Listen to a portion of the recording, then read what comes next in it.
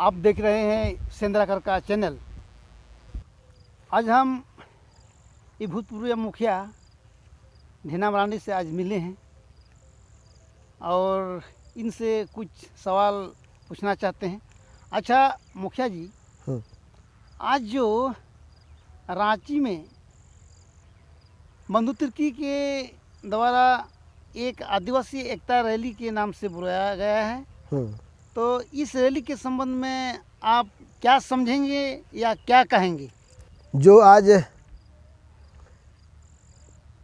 Delisting के विरोध में जो आज रैली 4 फरवरी 2024 को रैली रांची में हो रही है, ये मेरा कहना है 16 दिसंबर 2023 दुमका में और 24 दिसंबर 2023 रांची में डिलिस्टिंग की जो रैली हुई थी उसी से बचने के लिए बंधु तिर्की ने आज 4 फरवरी 2024 को आदिवासी एकता रैली के नाम से वो कर रहे हैं।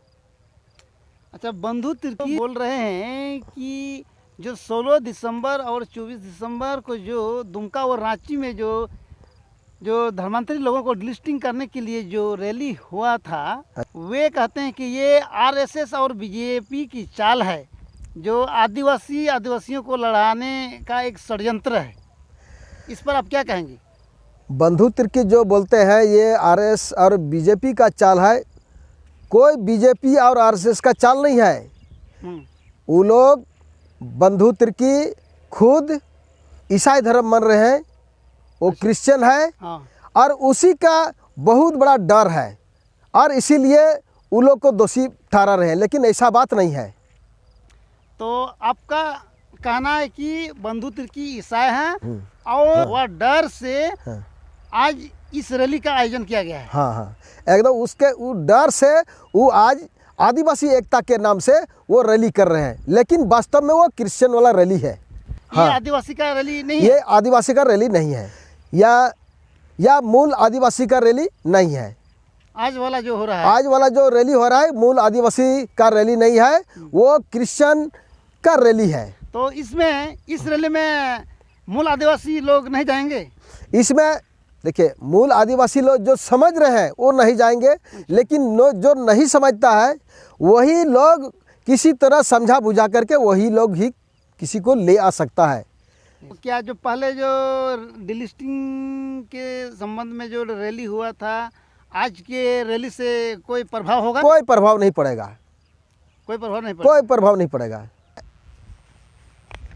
वो लोग कहता है कि नहीं, आर्टिकल 25 में देखिए, आर्टिकल 25 में वही संविधान में लिखा हुआ है कि आप धर्म निरपेक्ष देश है, इसलिए किसी भी धर्म आप मान सकते हैं।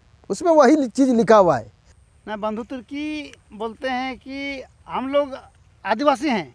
उसको कभी भी आदिवासी उसको नहीं कहेंगे। नहीं कहेगा? एकदम आदमी को गुमराह मत कीजिए। आप स्वेच्छा से चले गए हैं, कोई किसी का दबाव नहीं है, हमारा भी दबाव नहीं है। और इसीलिए ये डिलिस्टिंग पूरा इंडिया में चल रहा है, खाली ये झारखंड में नहीं, पूरा इंडिया में डिलिस्टिंग का बिगुल फूका है और इस बार डिलिस्टिंग होगा ही। अच्छा, तो आज जो हो रहा है या होने वाला है, तो ये रैली मूल आदिवासियों का नहीं है? ये रैली केवल ढकोसला है, मूल आदिवासी का रैली नहीं है। और मूल आदिवासी कभी भी इसका विरोध नहीं करेगा, क्योंकि जो भी धर्म परिवर्तन किया है वही लोग आदिवासियों का लाभ ले करके उतना दिन से खा रहा है, उसी का चिढ़ ये लोग को लग रहा है, इसीलिए वो लोग उसका विरोध करने के लिए वो लोग रैली कर रहा है। अच्छा मुखिया जी, और एक बात आपसे सवाल पूछ रहे हैं। हाँ। सब कोई जानते हैं जो आजसू के जन्मदाता थे, आजसू पार्टी के जन्मदाता सूर्य सिंह बेसरा जी। अच्छा। वो ये भी कहते हैं भारत एक धर्मनिरपेक्ष राज्य है। अच्छा। अनुच्छेद 25 के अनुसार भारत में कोई भी व्यक्ति किसी भी धर्म को मान सकता है, इसमें कोई बाधा नहीं है। अच्छा। वैसे वो बोल रहे हैं। अच्छा। तो इस पर आप क्या कहेंगे? इस पर तो ये जो आशु के जन्मदाता सूर्य सिंह बेसरा, ये पूर्व विधायक हैं, पढ़े लिखे व्यक्ति हैं। और ये बंधु तिर्की, वो भी पढ़े लिखे व्यक्ति हैं, वो भी पूर्व विधायक, सब मंत्री भी रह चुके हैं, दोनों पढ़े लिखे हैं। लेकिन जो सूर्य सिंह बेसरा का कहना है कि आर्टिकल 25 में देख लीजिए, आर्टिकल 25 में क्या लिखा हुआ है। तो मुझे आर्टिकल 25 में वो धर्म निरपेक्ष राज्य है, कोई भी आप धर्म मान सकते हैं, वो मुझे मानते हैं, उसमें हमारा कोई दुहाई नहीं है। तब किस चीज़ का विरोध? लेकिन वो जो आर्टिकल 25 में जो जहाँ लिखा हुआ तो वहीं रहना चाहिए ना, तो वो वहीं रहना चाहिए। आप दोहरी लाभ कह लीजिएगा, आप दोहरी लाभ कह लीजिएगा। तो मुखिया जी, आप हाँ। बंधु तिर्की और बेसरा जी को आप क्या कहेंगे? बंधु तिर्की और बेसरा जी, सूर्य सिंह बेसरा जी को यही कहेंगे कि उन लोग को कुछ मालूम नहीं है। किनको? ये दोनों को, अच्छा, बंधु तिर्की और सूर्य सिंह बेसरा को। क्या चीज़ मालूम नहीं है? ये लोग जब गेंजर सेटलमेंट के पहले अच्छा। जो भी ईसाई धर्म मानते आए हैं, अच्छा। उन लोग एकदम साफ साफ लिखा हुआ है, उन लोग के जाति में क्रिश्चियन लिखा हुआ है। क्या ये सब डॉक्यूमेंट्स आपके पास है? तब मैं उन दोनों को हिदायत करना चाहता हूँ, वो डॉक्यूमेंट्स मेरे पास है। और ये अभी उन दोनों को भी अगर विश्वास नहीं है तो हम बता देना चाहता हूँ, पाकुड़ जिला के पकुड़िया प्रखंड के मौजा चुनपड़ा के जेबी नंबर 28 वो लिख ले, आप दोनों लिख लीजिए। जेबी नंबर 28, जेबी नंबर 32, जेबी नंबर 53 और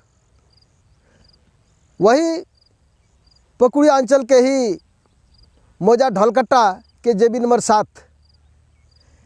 अरे वो तो इसके बाद जामताड़ा जिले के करमाटन प्रखंड के जैसडी गांव, जैसडी मौजा के जेबी नंबर 29।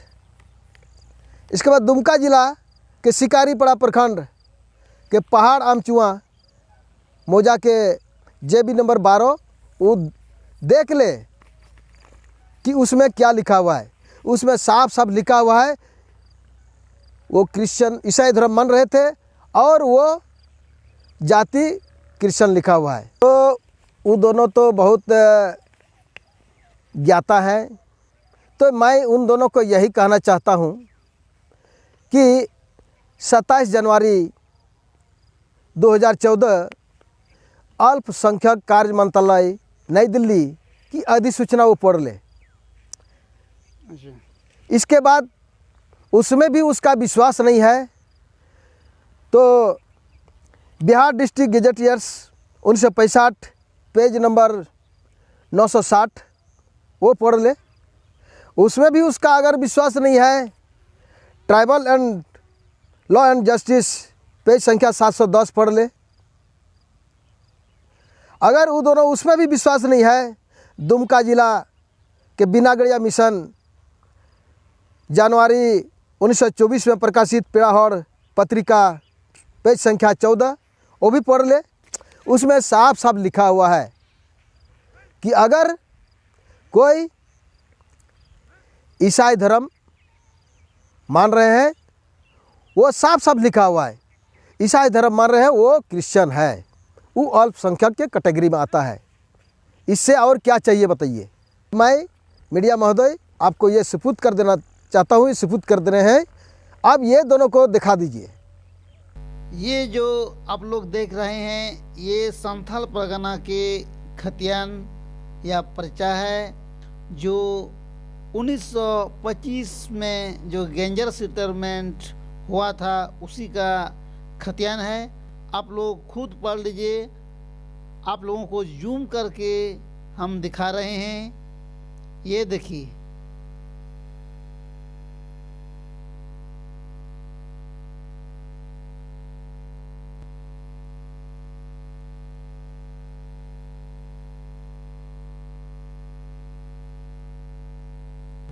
ये है दूसरा पर्चा जिसका जमाबंदी नंबर 32 है। आप लोग देखिए,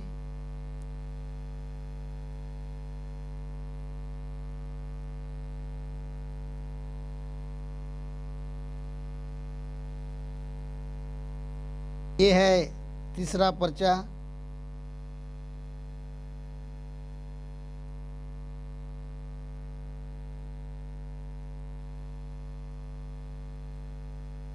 देख लीजिए और पढ़िए जाति की जगह में क्या लिखा है।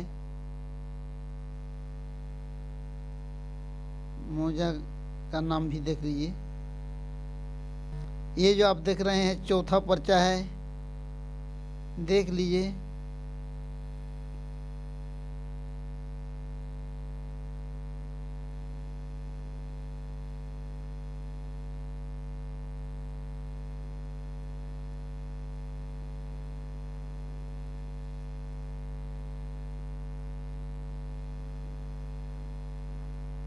ये है दुमका जिला का है।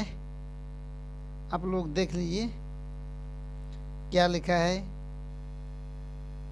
जूम करके आपको दिखा रहे हैं, आप लोग पढ़िए।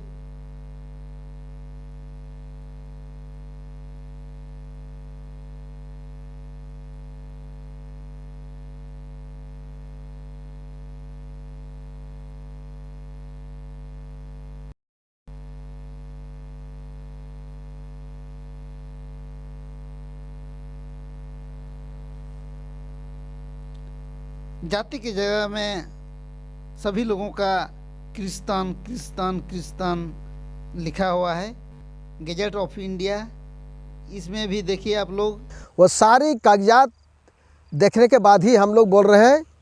केवल बंधु तिर्की पूर्व विधायक सौ मंत्री और ये सूरज सिंह बेसरा, ये लोग विधायक बन गए, कौन हिसाब से विधायक बने ये मुझे समझ से परे हैं। ये लोग संविधान के बारे में कुछ नहीं जानते हैं, केवल आदमी को मूर्ख बनाने का काम कर रहे हैं।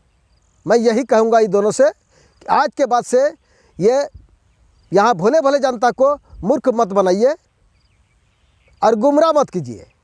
मैं इतना ही कहूँगा। आपका इतना बहुमूल्य समय देने के लिए बहुत बहुत इस चैनल की ओर से धन्यवाद। हाँ, सबको धन्यवाद। जोहार। जोहार जोहार आज इतना ही। जोहार। ठीक।